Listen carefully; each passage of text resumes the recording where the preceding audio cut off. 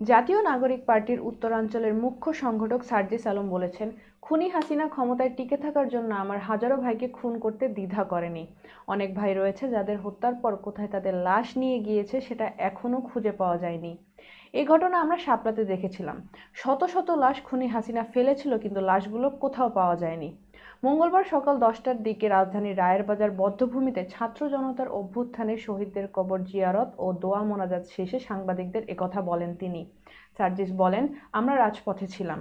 আমার যে ভাইরা রাজপথে জীবন দিয়েছে, আমাদের যে মায়েদের চোখ দিয়ে এখনো কান্না আসছে, পানি পড়ছে, আমরা যেন মরার আগে অন্তত খুনি হাসিনার বিচারটা দেখে মরতে পারি। আমরা শুধু আপনাদের কাছে একটা অনুরোধ করতে পারি। এ সময় তিনি আরও বলেন, যে হাসিনার নির্দেশে এতগুলো হত্যা করা হলো, সেই খুনের বিচার না দেখা পর্যন্ত কিভাবে এদেশের মানুষ ভিন্ন কিছু চিন্তা করে। খুনি হাসিনাকে বাংলাদেশে নিয়ে আসতে হবে। বিচারের মঞ্চে দাঁড়াবে, ফাঁসির মঞ্চে দাঁড়াবে।